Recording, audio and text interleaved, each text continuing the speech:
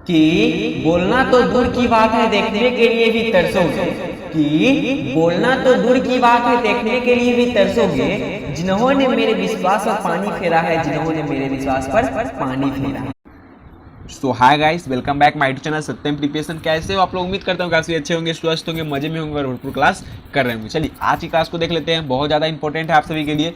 Bihar board matric परीक्षा 2022 100 मार्च से हिंदी का जो है VVI guest objective plus objective प्रश्न हम आपके बीच लाए हैं। इस सीरीज का मेरा 12वां क्लास है और 12वां चैप्टर है। तो चलिए गोदली भाग 2 का जो गद्य खंड है उसका हम 12वां चैप्टर जो कि अंतिम है, इसके बाद हम काव्य खंड चालू करने वाले हैं। तो इसको हम देख लेते हैं। उससे पहले हम आपको एक इंपॉर्टेंट सूचना दे दें, जैसे कि हम आपको बोले थे 1980 से लेकर के 2021 तक का जो सफर है, इन सभी का क्वेश्चन जो है हमको पढ़ना है, इसको सॉल्व करना है। तो इसको हम इसी वीक से स्टार्ट करने वाले हैं। चलिए इसको हम शुरू करते हैं आपकी क्लास को हम, और इस वीक से हम 1980 से लेकर के 2021 तक का जो सफर है उसको हम शुरू कर देंगे।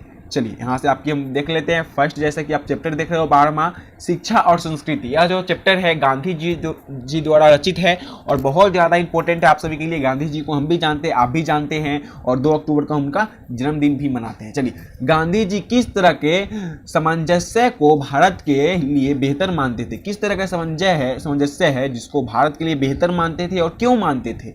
यह जो है बोर्ड मॉडल प्रश्न है और यह जो है 2009 से पहले पूछा गया प्रश्न है और बोर्ड मॉडल प्रश्न है, तो हो सकता है इस बार पूछ भी दे। चलिए इसको देख लेते हैं। इसके बाद जो भी प्रश्न है सभी प्रीवियस ईयर्स में पूछे गए प्रश्न है। गांधी जी प्राकृतिक के सामंजस्य को स्थापित करने के पक्षधर थे। हमारे देश में विदेशी भी आकर बस चुके हैं। बिल्कुल, हमारे देश में तो विदेशी आकर बस चुके हैं। उनकी और हमारी संस्कृति में अनेक आदान प्रदान हो चुकी है। उनकी संस्कृति भी हम जानने लगे हैं, हमारी संस्कृति भी वो लोग जानने लगे हैं। तो बहुत चीज़ें हैं जो कि आदान प्रदान हो चुकी है। वे ऐसी संस्कृति के पक्षधर नहीं थे। जो हमारे गांधी जी जो है वो ऐसे संस्कृति के पक्षधर नहीं थे जिसमें एक प्रमुख संस्कृति बाकी को हजम कर जाए, जिसमें एक प्रमुख जो है संस्कृति बाकी को हजम कर जाए, यानी कृत्रिम और बलपूर्वक कहीं सामंजस्य नहीं हो सकता है। ठीक है, तो कभी यानी कृत्रिम और बलपूर्वक कहीं भी जो है सामंजस्य नहीं हो सकता है, याद रखिएगा। अगला प्रश्न देखते हैं और हम लास्ट में आपको बताने वाले इसका PDF कहाँ मिलेगा।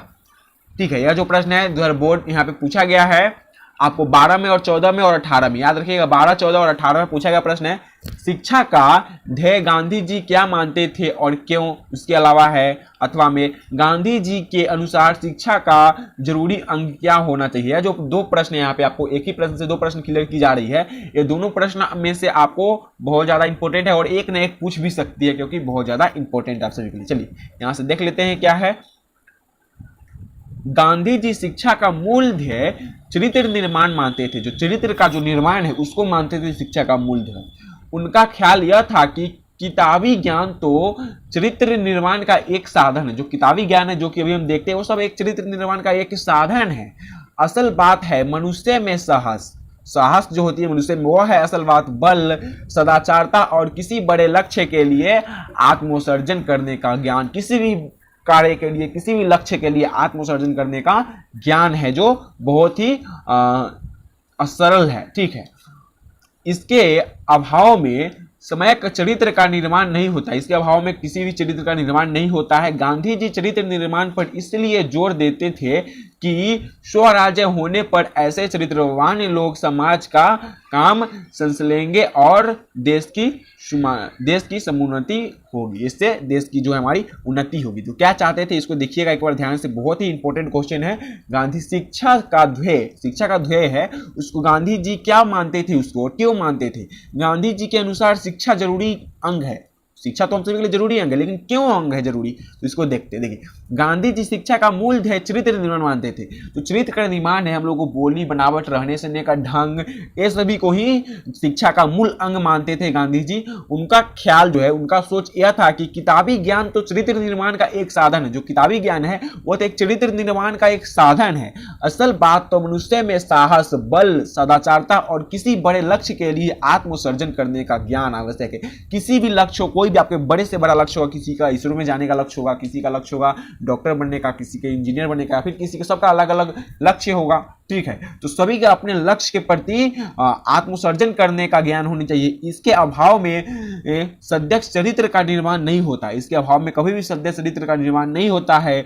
गांधी जी चरित्र निर्माण पर इसलिए जोर देते थे कि स्वराज्य होने पर ऐसे चरित्रवान लोग समाज का काश संभालेंगे। समाज को कैसे संभालेंगे? ऐसे जो लोग हैं उसको संभाल पाएंगे, जो चरित्रवान है, निर्माण है, जो कोई भी आत्मसर्जन जिनमें, वही लोग जो है हमारे समाज को संभाल पाएंगे। जो इन सभी का गुण जिसमें नहीं है, क्या वो लोग हमारे समाज को संभाल पाएंगे? जिनको अपने आप में रहने का न ढंग है, न सहने का ढंग है किसी बात को, ना ही किसी लक्ष्य को प्राप्त करने का ढंग है, तो क्या वो हमारे समाज को संभाल पाएंगे? तो बिल्कुल नहीं। वैसे लोग हमारे समाज को कभी नहीं संभाल पाएंगे। पर ऐसे चरित्रवान लोग समाज का काम संभालेंगे और देश की उन्नति करेंगे। जो ऐसे है चरित्रवान, निर्माण और आत्मसर्जन, जो कि सदाचार, साहस, बल जिनमें हो, वही हमारे देश को संभालेंगे और हमारे देश की उन्नति होगी उन लोगों से। ठीक है, यही कहना था उनका। चलिए 3 नंबर जो प्रश्न है इसको देख लेते हैं। थोड़ी सी फोटो खींचने में इधर उधर हो गई। इसके बाद हम ऑब्जेक्टिव का धुआंधार क्लास करने वाले हैं, बस बने रहिए।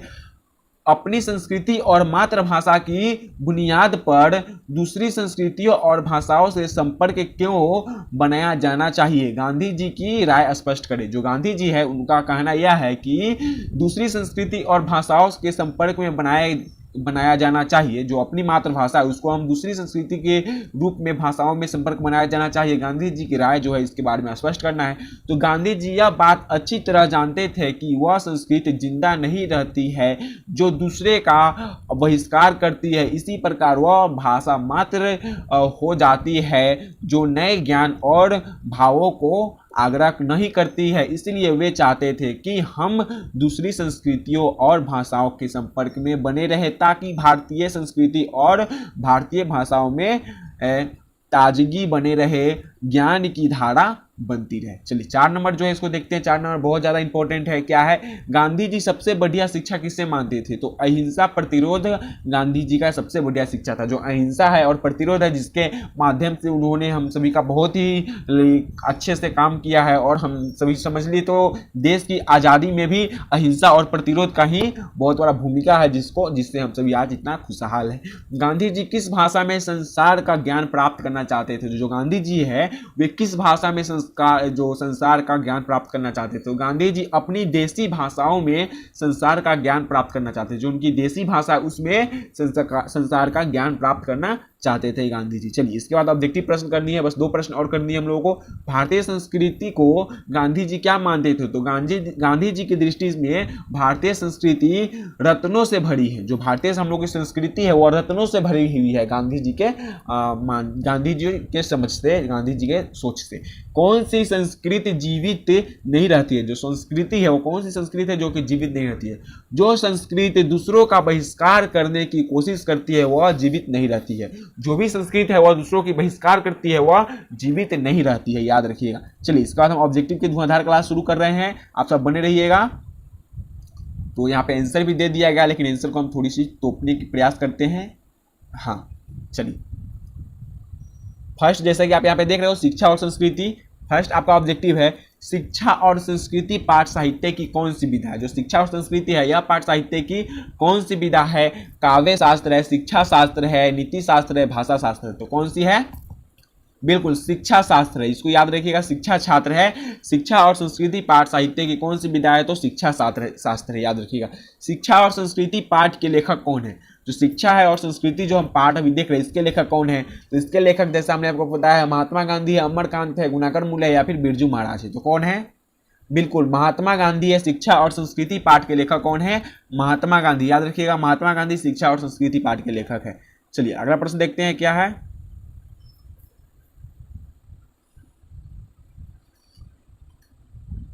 चलिए 3 नंबर में है गांधी जी का जन्म कब हुआ था? बहुत ही इजी है, 2 अक्टूबर। बिल्कुल 2 अक्टूबर 1859 ईस्वी पोरबंदर गुजरात में, या फिर 2 अक्टूबर 1859 ईस्वी, 69 ईस्वी, उसका 79 ईस्वी, 89 ईस्वी। तो कब हुआ था? जल्दी से इसका आंसर दीजिए। हम सभी तो जानते हैं 2 अक्टूबर को हुआ था, पोरबंदर गुजरात में हुआ था, हम सभी ये भी जानते हैं, लेकिन कब हुआ था, किस ईस्वी में हुआ था? तो 1969 ईस्वी में हुआ था, याद रखिएगा। 1969 ईस्वी में 69, ठीक है। 1969 ईस्वी में गांधी जी का जन्म हुआ था पोरबंदर गांव में 2 अक्टूबर को, ठीक है। चलिए अगला प्रश्न देखते हैं क्या है। महात्मा गांधी जी को, जो गांधी जी को महात्मा की उपाधि किसने दी थी? जो गांधी जी है उनको महात्मा की उपाधि किसने दी थी? जवाहरलाल नेहरू ने, वल्लभ भाई पटेल ने, रविंद्रनाथ टैगोर ने, सुभाष चंद्र बोस ने। किसने दी थी? गांधी जी को महात्मा की उपाधि किसने दी थी? तो गांधी जी को महात्मा की उपाधि रविंद्रनाथ टैगोर, जो कि हमारे जन गण मन के लेखक है रविंद्रनाथ टैगोर, उन्होंने ही गांधी जी को महात्मा की उपाधि दी थी। चलिए याद रखिएगा इसको। अगला जो देखते हैं क्या है 5 नंबर में, गांधी जी के जन्म दिवस को किस रूप में मनाया जाता है? तो गांधी जी के जन्म दिवस को हम शांति दिवस के रूप में मनाते हैं, मानव दिवस के रूप में मनाते हैं, अहिंसा दिवस या फिर शहीद दिवस। तो किस दिवस के रूप में मनाते हैं हम गांधी जी के जन्मदिन को? बिल्कुल, गांधी जी के जन्मदिन को हम अहिंसा के रूप में मनाते हैं। याद रखिएगा, अहिंसा के रूप में हम गांधी जी के जन्म को हम मनाते हैं, जन्मदिन को। 2 अक्टूबर को हम गांधी जी के जन्मदिन मनाते हैं, तो यह अहिंसा के रूप में मनाते हैं। इनमें से कौन सी पुस्तक गांधी जी द्वारा लिखित है? इनमें से कौन सी पुस्तक है जो कि गांधी जी द्वारा लिखित है? भारत एक खोज, संस्कृत के 4 अध्ययन, हिंदी स्वराज, गीत सागर। तो आपके पास 4 ऑप्शन है, जल्दी से इसका आंसर दीजिए। इनमें से कौन सी खोज है जो कि गांधी जी द्वारा लिखित है, गांधी जी द्वारा लिखे गए हैं? इसके बाद बिल्कुल हिंदी सागर है, जो हिंद स्वराज, हिंद स्वराज जो है हमारे गांधी जी द्वारा लिखे गए पुस्तक है। याद रखिएगा, हिंद स्वराज गांधी जी द्वारा लिखे गए पुस्तक है।